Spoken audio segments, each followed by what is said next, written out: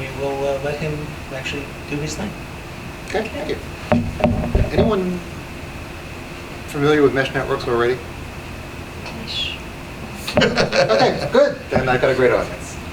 I'm going to talk about wireless mesh networks, but first I want to talk about traditional wireless networks. They're generally stuff you have at home. It's what we call in the biz hub and spoke. Something in the middle, everything talks to that something. The router in the middle is connected to the internet, and the whole thing acts like a local area network. So network broadcasts are transmitted to all computers on the network. This has some shortcomings though when you're trying to spread out over a large area. Only short distances. Even with repeaters, you run into technical issues that limit how far you can get from the router. The router has limited bandwidth. It's only 54 gigabits or what is it now, 100 gigabits. Everything is going through that router, and if the router goes down, your network is down entirely.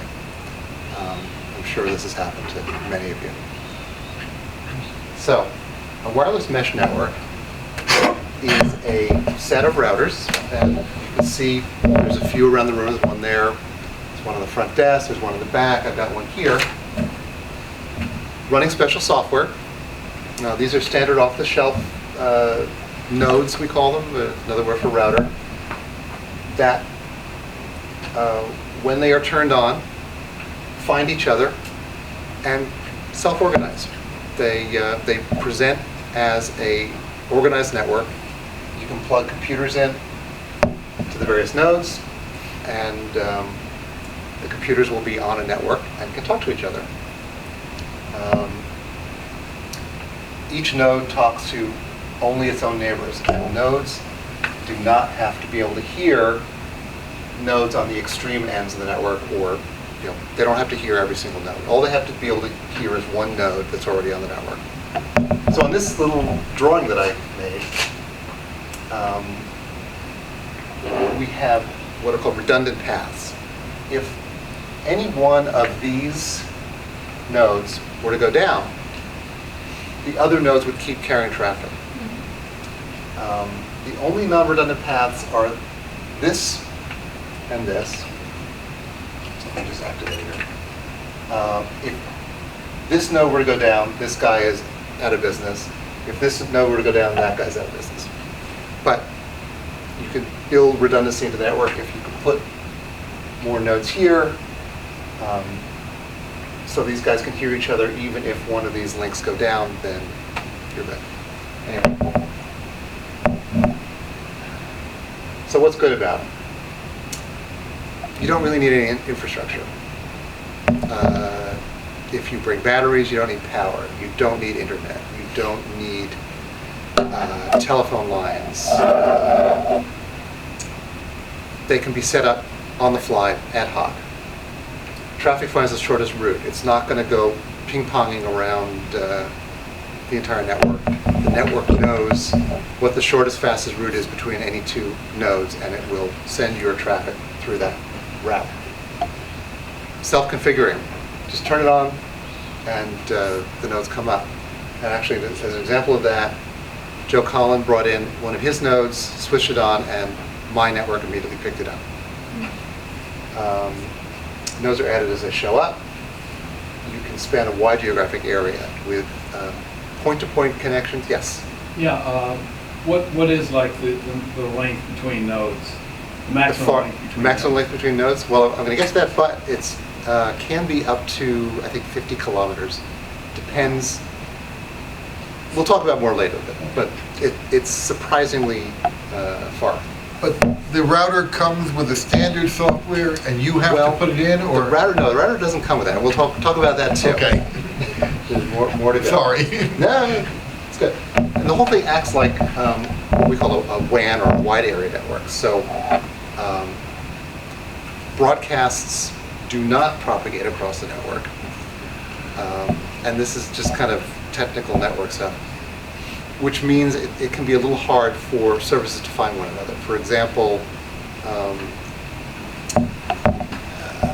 Apple computers and devices find each other with a protocol called Bonjour.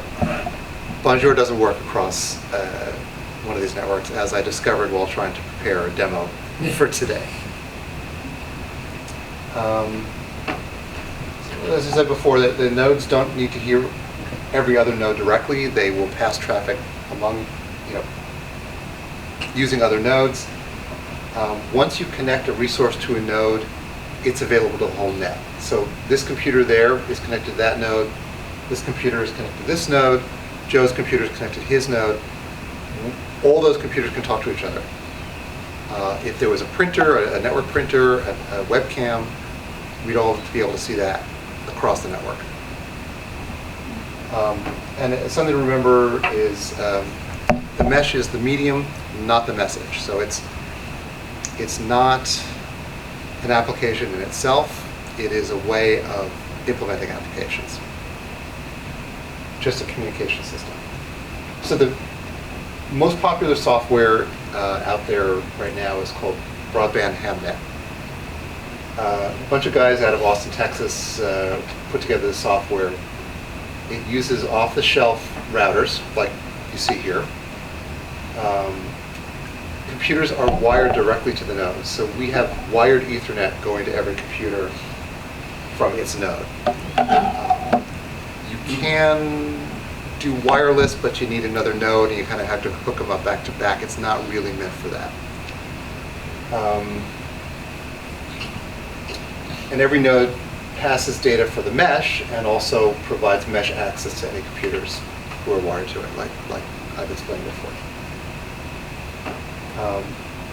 Also provides basic network services. If you're familiar with DHCP and DNS, these are services that are needed to name and number computers on a network.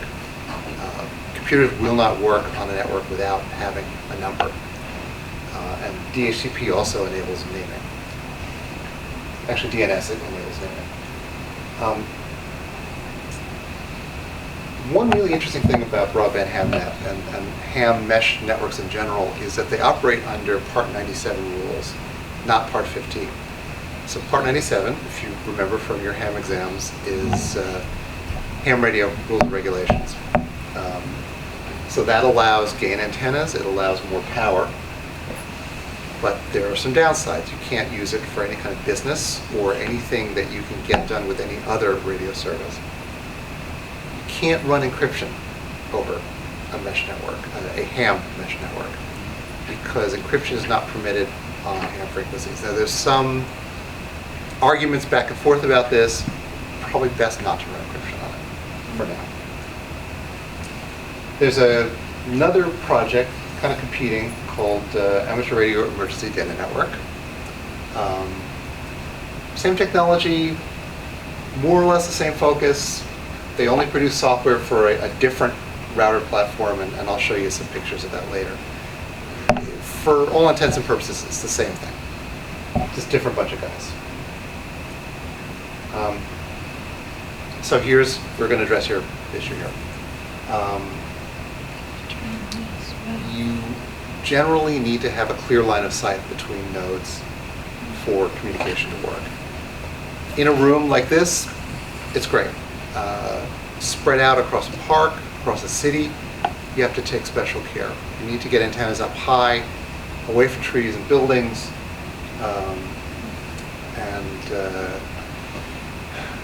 having looked at the contour maps of Stamford, Stamford is probably not a great place to run a network like this.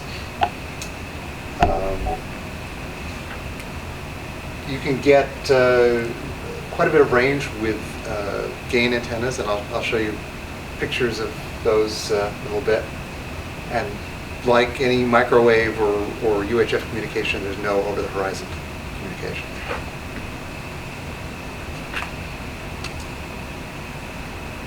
So no over-the-horizon, but two nodes are out of range. You can stick another node between them, and they will talk. That's kind of cool. So you don't have to do any configuration network. Just stick something in there and whoop-de-doo. Hang up, goes away. So how do you set up a mesh? get a router, and I'll talk about the different models to use. Find the correct firmware. You install the firmware on the router. Name the router. Turn it on. That's it. Like I said, Joe turned his on. We did not converse about this other than, Joe, bring your router. And because it runs the same software, it came right up on the network. And I'll show you that later during the demo. If you're going to use this in an emergency situation, say in a shelter, in a city park, you want to have appropriate antennas, you want to have power somehow. You need to weatherproof it, because these things will probably be outdoors and exposed. And you need to have all your applications and computers prepared beforehand. Again, this setting up the network was easy. Setting up things to use the network actually is not trivial, because you don't have internet necessarily, and you don't have broadcasting. So all the automatic protocols, ways that computers find one another nowadays, doesn't exist on an isolated mesh network. But you need a separate internet for each computer. Well, no. And actually, I'm not. I didn't want to get too much into internet because this is mesh networks for ham use really aren't intended to bring internet to places. You can, and there's a facility for it, but there's a potential for abuse when internet is available on a Part 97 channel. So it's probably, I mean, for things like message passing, if in an emergency, if you need to operate in a shelter that has an existing internet connection but may not have a local network in it, fine, great. And this is my opinion, it's not like the law. Yes, Paul? Now, you mentioned that you can use encryption. How do you detect it from the unauthorized node being able? You can't. And this is a problem. I brought this up in one of the forums online, and they said, yeah, you know, someone with a node who has an axe to grind can become a pain. Yeah, do all kinds of nasty It things. shows up on my iPhone. Yeah, but you probably can't connect to it. It'll connect, but I'm not sure what I'm connecting to. Right, okay. Yeah. So this installation is kind of cool. This is a tripod with a large vertical omnidirectional antenna and a router in a weatherproof box. There's no power here, but you know, bring a battery, stick it underneath, power it up, and it will run isolated like that as a repeater. Now, you don't need the computer hooked up to it? You don't need the computer. They will, if I have a node in the back there that doesn't have a computer hooked up, that's acting as a repeater, although it's probably not doing anything really functional in this room. The nodes will pass traffic if they can see a network. If they've got a computer, they'll happily pass that traffic too, but you know, this will sit in the middle of a big wide parking lot. And So you can't read it there, but it will move it Right. to another one where you can. And if you plug a computer into it, you're good. So in a shelter situation, it will go through walls or it won't go through walls? It depends. I mean, you'd have to test beforehand, So which is it why. has its downsides. Yeah, well, it's not a It's interesting. panacea. Yeah. That's why I say, you know, prepare beforehand. If you know you're going to be operating in a certain location, bring the equipment to that location before it's an emergency and test And it. try it. For example, if we were to use this on field day, Yeah. I would not take a chance that it was going to work the Yeah. first time out of the box. Sure. So what can you use it for? Emergency networks, as we discussed. Point-to-point broadband for events. There was an article in QST a couple of years ago, cover article. A bunch of guys in Texas, I think some of them involved with the project, used this to send video from the finish line of a can't remember if it was a bicycle race or a road race, a running race, back to the stands. Wow. And this was a high-def video over a long distance. I think their longest distance was 10 kilometers. So it can be done. Did you get anything? You could do chat, instant messaging, put a web server on it, run an email server, share files. Does this have the bandwidth to be able to do voice? Oh, absolutely. Okay. And actually, I'm getting to that. Oh, Has been, what bandwidth for video? Yeah. oh yeah, duh. What about HIPAA restrictions? That, yeah, I've read about that. Apparently that doesn't really apply. And I think, John, you can address HIPAA restrictions on Well, it certainly would apply. You're sending it over an unsecure link, which means that if you're sending any patient identifiable information, then you could potentially be having a HIPAA. Okay. problem. Then, no, you don't want to send identifying information. Especially because you can't encrypt. Yeah, so it reduces some of the benefit in emergency situations. Right. Well, it's no better than what hand radio has in general. Yeah, It's the same as what hand radio has. It's the same rules as you have with hand Right. radio. You can't encrypt, which means you can't send patient confidential information. right. So from a shelter back, you're limited as to what you can do. Yeah, the Okay. problem with HIPAA is to keep you confidential, but you could die. Lack of Yeah. transmitting out. I'll take the breach of But confidentiality. the truth is, in most, it's an unlikely scenario where you're at a shelter and you have to send the patient information in the middle of a hurricane. Who are you going to send the patient information? Well, you're sending information of who's there. Right, but Red Cross has already said we don't want to send that information out. Oh. Red Cross doesn't even send the shelter population out to Red Cross. It's maintained there for the reason that they don't want to have paperwork floating all over the place. Now, shelter population has nothing to do with HIPAA. Okay, HIPAA simply has to do with health. Right. But Red Cross doesn't send that information out because they don't want people to know who's in the shelter, because that's like advertising, hey, my house is empty, come rob me. So and the Red Cross doesn't want to do it, the city health department doesn't want to do it.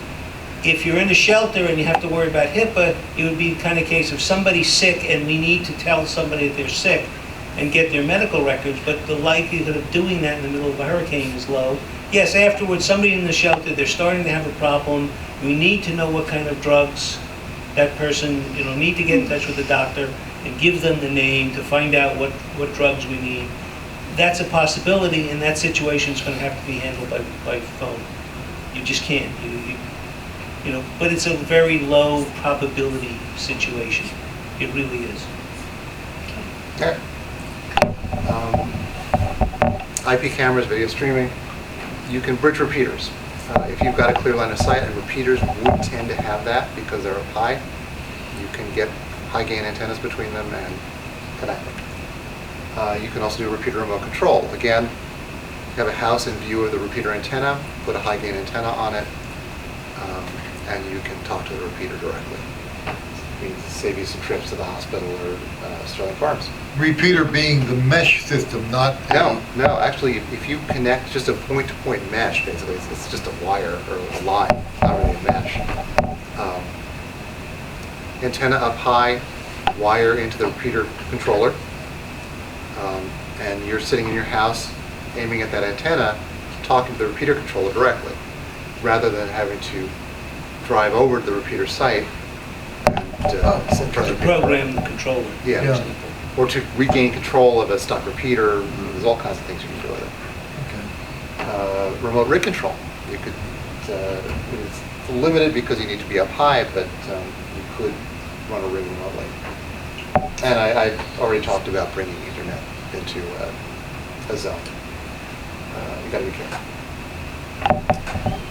Really kind of cool application is voice over IP telephony. On the left, there is an IP phone hooked right up to a router, and with this software called Asterisk, which is will run on a Raspberry Pi. It's a PBX in a box. Runs IP, voice over IP networks like a phone exchange. It'll do messaging, call waiting, all kinds of features. You can have a little packing case with phones, nodes, and a PBX in it, set it up and have a phone system wherever you want. This is kind of an old-fashioned phone hooked up to an IP adapter. Kind of cool.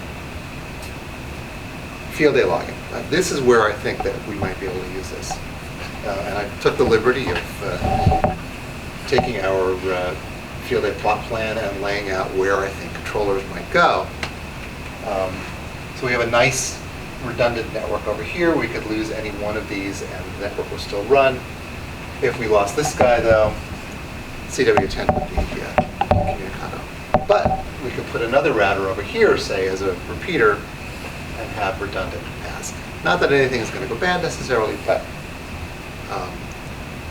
the ease of setting this up might be something worth considering. CW10 will be so busy they wouldn't even know it was out. So there's two manufacturers of routers that are typically used in these networks. One is the lowly Linksys. You've seen these all over the place. There are 4 of them in this room. Only certain versions and models of the Linksys will work. They all look alike, unfortunately, so you got to be careful. But the one that's guaranteed to work is the WRT54GL, and it kind of rolls off the top. Still available, new on Amazon for $50.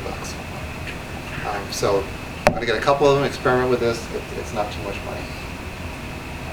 There's a company called Ubiquity, and these guys are cool. Joe and I were just talking about this. These are weatherproof, really sophisticated, powerful transmitters. The one on the left is called the Bullet. It's got an male N connector on the top. A female N omnidirectional antenna drops right into it, screws on. Cat5 cable goes in the bottom, weatherproof fitting. You run that cable into your house or into your tent or into your emergency van. Send power up, data comes back. There's no coax run, so you don't have coax loss with this. That's a great omnidirectional unit. One in the middle, it's called the Nano. That's a sector antenna, so that has about 120-degree angle of radiation. It's good for covering an area from an edge, not from the center. Again, weatherproof, built-in antenna, unlike the Bullet, and it's got clips on the back to clip it on a pole. And this guy, actual transmitter is here. I think this has like 30 dB of gain. This guy is rated for about 30-kilometer distance. And it's not that expensive. What's not that expensive? Well, maybe $200 or $300. The electronics snap out, so you can replace it. And again, there's no coax loss. It's all Ethernet down to the radio. Yes? Do they work at the same frequency as the Linksys routers? Will they talk to one another? Good question. So the Linksys routers are all 2.4 gigahertz band. These guys are available in 2.4 gigahertz versions, but that's not the only version. So if they're running the same software and they're on the same band, yes, they can talk to each other. These guys also come in 5 gigahertz. They come in 3.5 gigahertz, 900 megahertz, and I think one other band. Different combinations on different models. They have, I didn't show it here, but they've got this thing that looks like something you'd see on top of a telephone building. It's 2 dish antennas covered down to top and bottom, and I think it's got a 50-mile range. Those are expensive. And like I said, QST articles, I showed you that one. There's been a couple of others. One in the latest QST, not quite mesh networking, but dealing with a lot of the mesh issues. And then in April 2003, which is a long time ago actually, in computer years, there was an introductory article about mesh radio. And then I have some resources. If you want this slide deck, just let me know. So I wanted to show you a little demo. We'll put it up on our website. Right? Yeah.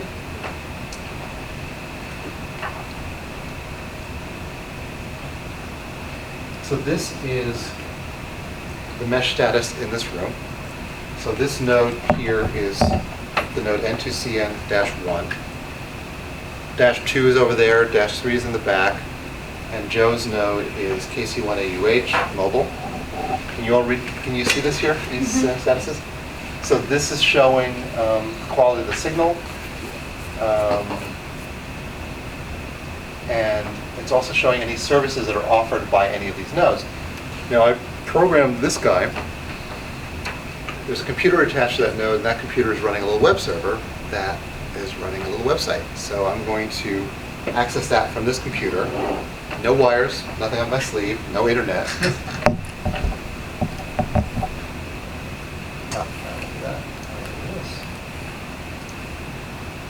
Now, that's going across the network. We can traverse all these little links. I even have Mr. Siegel's ham radio page. So you could have, John Rubro was asking you about emergency web servers. In an emergency situation, if you had a web-based service providing information, recording information, you could run it on the mesh network, and people on the mesh could find it. Operators on the mesh could find it. So we can also look at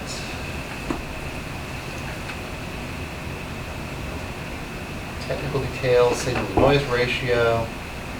We can look at the underlying protocol,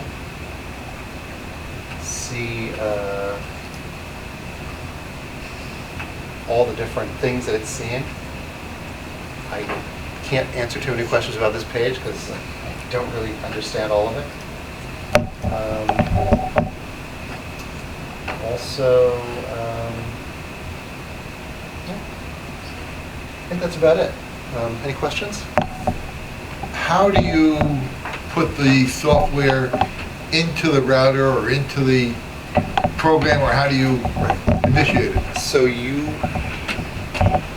connect the router to your computer with a cable, Ethernet cable. You open up the web browser on the router, and usually a router will have a firmware upgrade selection. And actually, this software has that too. Let me see if I can.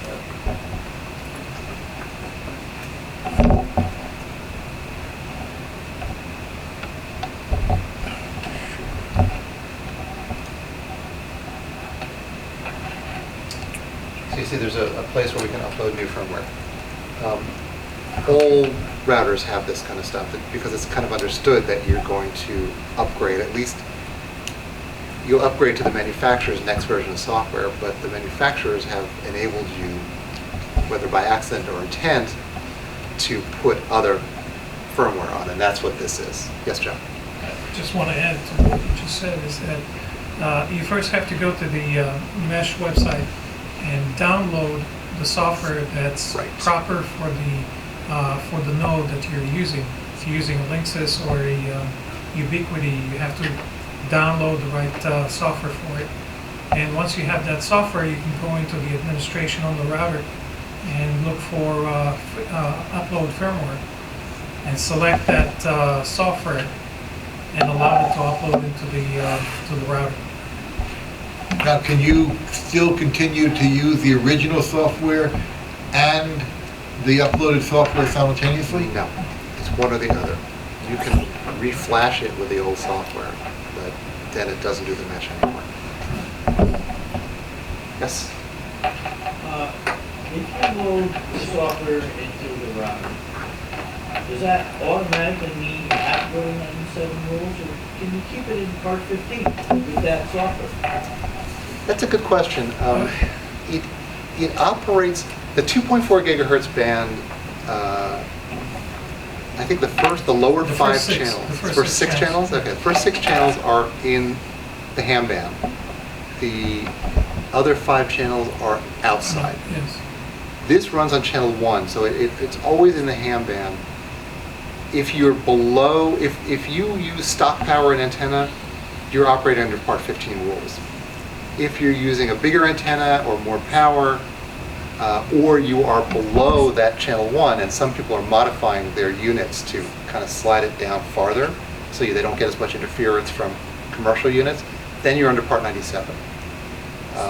If you run stock software, and that there are also, I think you can get stock mesh software as well, then that's going to be Part 15.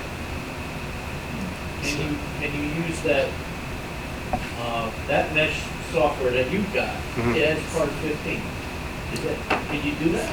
Yeah, I think if you were... You're not you don't modify, you don't use a gain antenna, so you could still use it in Part 15. Yeah, I would say we're in Part 15 right now. Okay, so then you could do encryption, you could do HIPAA stuff, you could do whatever you want. Yeah, I think that would be reasonable. I'm not a lawyer, so don't sue me if the FCC finds you, but that sounds reasonable. Yeah, I agree with you.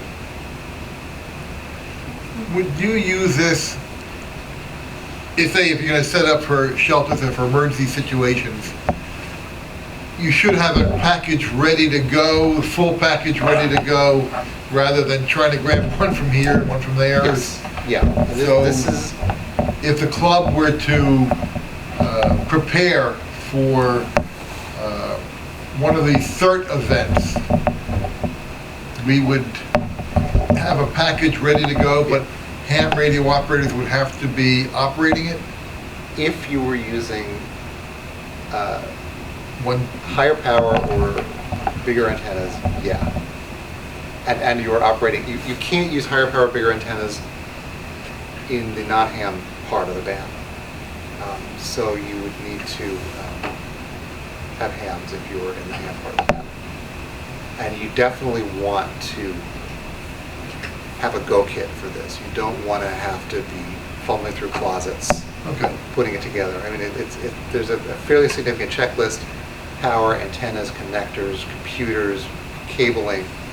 I mean, it's not something you can remember and just grab. If we were to put a go kit together, how many stations would you recommend, or how many setups would you recommend, and what would the approximate cost be?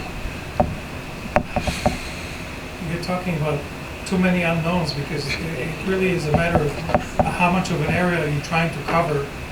And Well, that's why I say putting a go kit together for us to use. Okay, if you have power, Give us an idea to use where? To use within a shelter? And to in use the across drills, city, the type of drills that we normally provide communications for. And again, it could be the shelters, I don't know. You know more about what we do here than I do.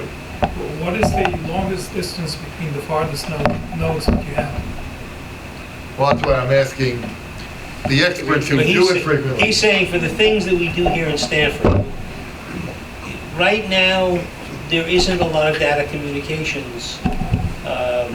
That which does take place can easily be handled with WinLink peer-to-peer.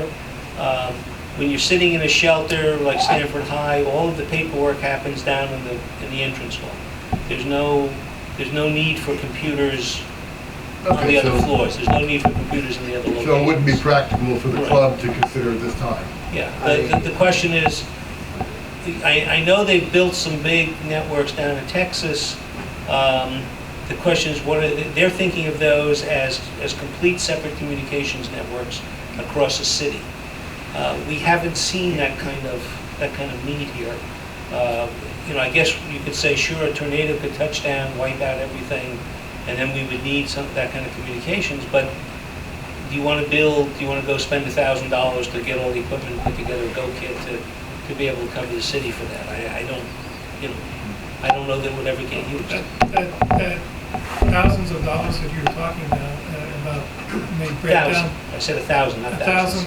Well, $1,000, when you break it down to a whole bunch of people participating, each one having their own kit for this, would come out to a lower number. Yeah, that's good. So, if you were to create an imaginary exercise, a real exercise, not imaginary, using something like this, let's do it and see how much we can cover. If we'd have to get a bunch of people to get these, you have 3. I have 4. 4, we'd have to get a couple of other people, flash it, try it, and then set them around the city and see what we Before can you get. make big plans across city, please keep in mind that 2 gigahertz to 5 gigahertz, they're extremely weather dependent. So some people have to make some different calculations. Because comes some rain, fog, or anything like that, the weather's going to be right. Well, Did you it's pick very, that- it's very Did you good to pick that up know. on the, John? I'm Did sorry? John, did your recording just pick up what Paul said? Because that's very important. Do you think that picked up what Paul just said? His voice was low, so I want to make sure that that's covered. What Paul said is that a 2 gig and 5 gig, you're very weather dependent. In rain and fog, you're going to have much lower range than you're going to have in clear weather. Well, this is why it's good to have an exercise like this to learn what your limitations are, for one thing, and to also learn the advantages of a high gain antenna, using it in situations like that. So it's worthwhile doing. It's, my opinion is, if we're going to do it, and it'd be fun as a test. I mean, there's some expense involved to do it just as a test, so we have to eat that. But to do it as a deployable kit means that it's really got to be exercised constantly. I mean, we can't just put it away in a closet and expect it's going to work every time. Computer batteries need to be recharged, batteries need to be maintained, things break, things get removed from kits. You really need to, like the guys in Austin, if you go to the Hamnet webpage, they've got a full-time network going. And they must use it for something because otherwise it would probably, no one would notice when it went down. So it needs to have a use, it needs to have a purpose. So question, if you had it in this room, what effect would you have from going through the window? How much would that attenuate? Going through the window to where? Let's say straight up the block, there's a firehouse about 3/4 of a mile up the street. Depends on the limits. Yeah, if there's a, You have, Limits, it's reflecting. If you have a car windshield, you're going to be cut down really dB. you'd want to have a high gain antenna, definitely. To To go both ends, 3/4 of a both mile. ends. Well, depending on the coating on the glass. Okay. I mean, we know that this works fine using an HT on 2 meters, 440. So I don't know what that says about the coating on the glass, I'm just wondering. That's only about 2 gigahertz and 5 gigahertz. Okay. The color goes, So those are much different than our experience at 2 meters and 440. You look at the windshields on a lot of these cars, Yeah, they've got a metallized, yeah. your Easy Pass won't work with them. and the thing is by GPS, but it's mounted on the dashboard. They have to mount it on the window because there's a metal on the side there. Goes in the top center. So you're saying, Right. let's think about it this way. If you're sitting in your car and you're trying to use your HD from inside the car, you're not going to get very far. Right. This is why you have the antenna on top of the car. So in the case where you're using a mesh network, you may also want to have a Wi-Fi antenna on top of the car. Okay. And there's actually a whole branch of mesh networking called MANET, Mobile ad hoc emergency something. Basically, mesh nodes in a car or moving around. And that's a whole other problem. So it's a new technology that is just in the basic beginning, and eventually it'll be like some of the other Eventually, I don't know. It systems, may, possibly. I think there's some limitations it's never going to overcome. It's good in some situations, like if you're spread out, not too spread out, but you're in a venue like a fairground, a ham fest, field day site. I think it's really appropriate there. If you're Field day sites are no good. They're always rained on. Yes. Inside a gymnasium or a school building where you vetted the permeability of the walls for RF. Or you live in a place like Southwest Texas or Arizona where you have these wide open spaces and you can get up high and Absolutely. get above the scenery. So taking my question again, if you want to have something on the roof of this building, the building is about 150 feet tall, it's, the base of the building is at 20 feet above sea level, so you're talking 170 feet above sea level. We've got a fire station, which you can sort of kind of see 3/4 of a mile up that road. What would be involved at that fire station? Well, there I would say, I mean, if you've got a high point on a building, put an omnidirectional antenna up on that building to the, high enough so that the angle, it can be reached from close in. Okay. And then stations that need to reach it either will go omnidirectional or will use a high gain antenna pointing at that omni. Okay. Now, at 2 gigahertz, what about going through buildings? Because I'm thinking between this building and Central Fire Station, No. there are some buildings that would block visibility of Central Fire Station. I'm doing a little reading, I'm not an expert, but there's this phenomenon called the Fresnel zone. Basically, the two ends of a microwave, or actually any point-to-point link, but usually microwave, have a kind of cigar-shaped zone, the width of which is dependent on frequency, into which you can't put anything. So a tree that sticks up into this Fresnel zone, or a building, will pretty much clobber communication. So you have to, it's not just point to point, it's point to point plus a balloon kind of out a bit in the middle. Yes, Any idea what the vertical beam width is? Sorry? Any idea what the vertical beam width is of that whole beam width? Vertical beam width of the Fresnel zone? Oh, no, I don't know. What was the question, sir? What was the vertical beam width of the high gain antenna that, The beam width? No, Well, high gain, it has to be a small width. Well, it's high gain, and it's, able to even know as with the 1.4 has to be built oh. I think it's The, the same both horizontally and vertically, or close to it, because it's designed to be, well, it's designed to be oriented horizontally or vertically depending on how you want your polarization of the signal.